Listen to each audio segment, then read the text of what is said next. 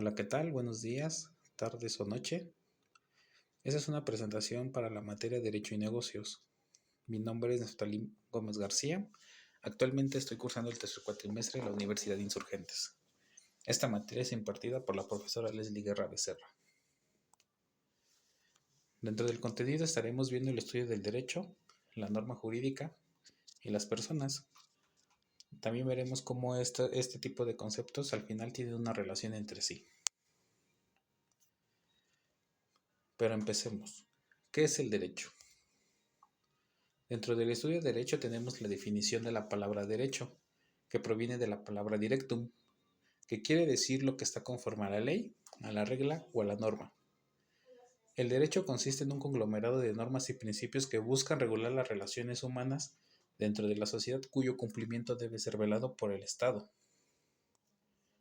De acuerdo al Poder Judicial de Guanajuato, el derecho es el conjunto de normas que imponen deberes y normas que confieren facultades, que establecen las bases de convivencia social y cuyo fin es dotar a todos los miembros de la sociedad de los mínimos de seguridad, certeza, igualdad, libertad y justicia. Para esto debemos de entender el concepto de derecho. El primero es desde el ámbito general, que se entiende el derecho como el conjunto de normas jurídicas que regulan a la sociedad desde los diversos ordenamientos jurídicos que existen en el país. También es el conjunto de normas jurídicas positivas creadas por el Estado para regular la conducta externa de los hombres, y en caso de cumplimiento está prevista de una sanción judicial. También se define como el conjunto de normas jurídicas positivas que permiten a la sociedad surgir como un producto cultural generado dentro de las leyes, cuyo objetivo es regular las relaciones entre los miembros de esta sociedad en conjunto con el Estado. Entonces, haciendo un hincapié hasta este punto, prácticamente tenemos que el derecho está dirigido hacia la sociedad, hacia las personas mediante una norma o un conjunto de leyes ya establecidos por los países. Para esto, cabe mencionar que el derecho tiene ciertos aspectos que se deben destacar. El primero es el ordenamiento, que es un conjunto de normas que tratan de regular la conducta humana mediante ordenamientos, permisiones y prohibiciones. El fenómeno social. El ordenamiento jurídico que nace para el efecto de regular la conducta de cada uno de los individuos que integran una sociedad. Valor es un conjunto de disposiciones que adquieren rango obligatorio y que se encuentran al servicio de valores sociales. Argumentación. Conjunto de normas que se materializan a través del lenguaje. Este último punto es un instrumento fundamental, más que nada porque lo hace el parte del legislador para poder hacer las leyes jurídicas. Dentro del derecho tenemos varias clasificaciones. Tenemos derecho privado, derecho público, derecho social, derecho natural, derecho positivo, derecho objetivo y subjetivo. Dentro del derecho privado es la parte que estudia el conjunto de normas que regulan los intereses de los particulares en la sociedad, o prácticamente lo que hemos estado hablando en los anteriores puntos. El público estudia el conjunto de normas que tutelan los intereses públicos que se refieren a la vida pública, que se establece en sociedad y que es regulada por el Estado.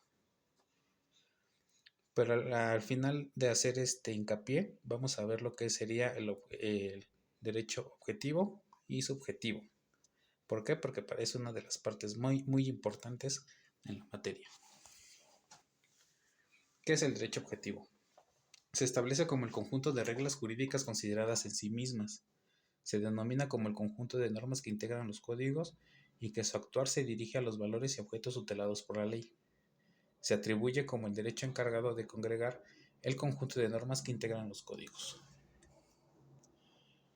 Tenemos ejemplos de derecho objetivo. Cuando prestas un servicio a una persona, tienes el derecho a que se retribuya por la prestación de servicios que proporcionaste. Cuando una persona tiene intención y deseo de divorciarse, en ese caso se aplica el derecho objetivo, toda vez que es el conjunto de normas que existen para poder llevar a cabo este trámite correspondiente. ¿Qué es el derecho subjetivo? Se conoce como el conjunto de facultades reconocidas por los individuos para el cumplimiento de la ley. Este constituye los poderes y facultades que tienen todos los ciudadanos para satisfacer sus propios intereses, con base en su posición como titulares de los derechos concedidos por las diversas leyes. Ejemplos de derecho subjetivo: el derecho a la vida, que es un bien jurídico tutelado por el Estado, donde lo más importante es el derecho a vivir. El derecho a no ser discriminado independientemente de tu raza, sexo o religión, con base en lo que establece la Carta Magna. Entonces, dicho todo esto, decimos que los derechos objetivos son prácticamente las normas ya estipuladas por el Estado, y el derecho subjetivo son facultades que tenemos como personas por parte del Estado. Ahora veamos lo que vendrían siendo las normas jurídicas. Cuando se habla de la norma jurídica, es importante mencionar que el ser humano por naturaleza es un ente social, debido a su necesidad de supervivencia biológica. En consecuencia, es necesario que exista la figura jurídica del derecho que se encargue de regular la conducta de las personas con el propósito de asegurar la convivencia dentro de las sociedades existentes. Aquí prácticamente estamos viendo una combinación del derecho objetivo con el subjetivo. Las normas jurídicas son una regla dirigida a la disposición de la conducta humana, prescrita por una jurisdicción cuya violación puede ser sancionada. Generalmente imputa deberes y concede derechos. Al hablar de la norma jurídica es importante mencionar que ésta se compone de dos elementos. El primero es el supuesto de hecho. Es una anticipación hipotética a una posible realidad futura que requiere ser regulada. Y el segundo es la consecuencia jurídica, que es el acto resultante de aquellas situaciones jurídicas reconocidas por las normas cuando se llevan a cabo los supuestos contemplados en el supuesto de hecho. En otras palabras, la primera parte podría ser la hipótesis y la segunda parte sería el resultado. Dentro de las normas jurídicas también tenemos clasificaciones, de las cuales las más importantes serían las siguientes. En función de la voluntad de los individuos, normas imperativas que obligan a todos los individuos con independencia de su voluntad, y normas dispositivas, según si están dictadas para la totalidad de las personas, que son las normas de derecho común, o bien para una determinada clase de personas o cosas, que serían normas de derecho especial.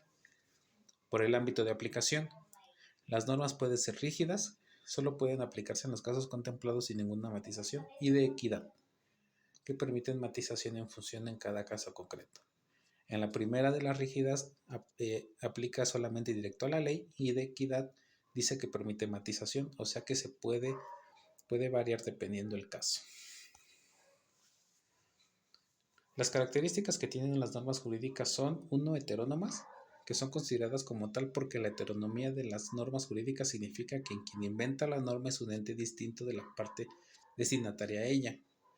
Podríamos decir que es del Estado hacia la persona. Las exteriores. El carácter exterior es cuando la norma regula el comportamiento exterior de las personas. Con el objetivo de poderla utilizar, es necesario que exista una acción u omisión humana para que pueda producir sus efectos legales. O las bilaterales. Esa significa que las normas jurídicas señalan relaciones diversas entre personas.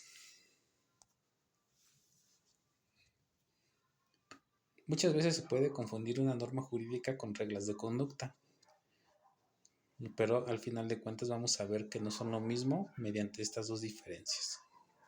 Cuando se habla de las normas jurídicas, estas son conocidas como los mandatos, reglas o prescripciones emanadas de una autoridad legal o judicial, las cuales tienen como objetivo asignar deberes, confieren derechos o imponen sanciones a los individuos que viven en una sociedad, otorgándoles un marco común por el cual juzgar sus acciones.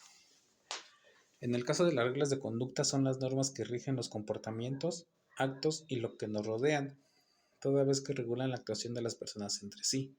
Además, tienen como objetivo mejorar su comportamiento y desarrollar sus potencialidades a la vez que sus posibilidades en el medio en el que viven.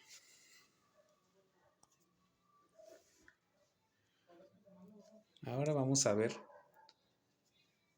los conceptos de personas y la diferencia también entre estos personajes. En relación al tema de personas, es importante señalar que para el derecho existen dos tipos de personas: las cuales son las personas físicas y las personas morales, siendo que cada una de estas tiene derechos y obligaciones, las cuales se encuentran estipuladas en nuestros ordenamientos legales.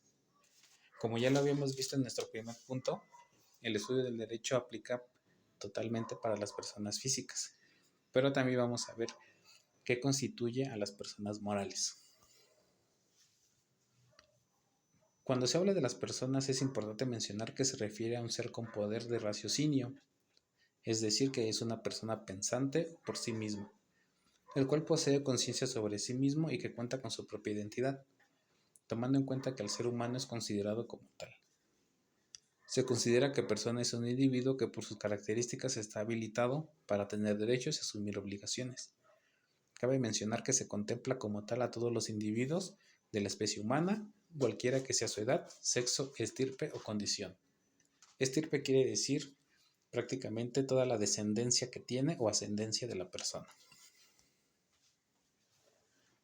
Dentro de las clases que tenemos son personas naturales, que son conocidas como personas físicas o seres humanos. Las personas jurídicas, estas son desde el ámbito jurídico conocidas como personas morales. Las primeras son las personas que conocemos y que tienen nombre, como Juan, Carlos, Pedro, y las segundas son prácticamente empresas, no son personas palpables. Esa vendría siendo una diferencia. La persona física se rige en el artículo 22 del Código Civil Federal. Las personas físicas son conocidas como un individuo que puede tener obligaciones y derechos dentro de las establecidas por la ley y que tiene existencia real, el cual es señalado que toda aquella persona que, por el hecho de nacer y existir, está ya dotada de un conjunto de atributos dados por el derecho. La persona moral viene registrada en el artículo 25 del Código Civil Federal. Y cuando se habla de las personas morales es importante mencionar que estas son consideradas como una entidad, toda vez que no tiene existencia real como tal, sino que es más bien una ficción del derecho para dar reconocimiento a una entidad individual e independiente conformada por un grupo de personas físicas, sujeta a un conjunto de obligaciones y dotada de una serie de derechos, como es en caso de las empresas, organizaciones, asociaciones o fundaciones. Para esto veamos cuáles son las diferencias relativas entre persona física y persona moral. La persona física, como ya lo habíamos comentado, se identifica por su nombre. Puede ser Juan, Luis, Pedro, etc. Sus obligaciones comienzan con la mayoría de edad, pero recordemos que también los derechos se aplican desde que nace. Y es una persona tangible. En cambio, la persona moral o empresa se identifican por una razón social. Pueden ser cotizaciones variables, capital variable, etc. Sus obligaciones comienzan al ser creadas. Desde el momento que se crea a la persona moral o a la empresa, desde ese momento empiezan sus obligaciones. Al ser creada comienzan sus derechos de igual manera y son intangibles. Bueno, por el momento es todo. Muy buenos días, tardes, noches a todos y que tengan excelente semana.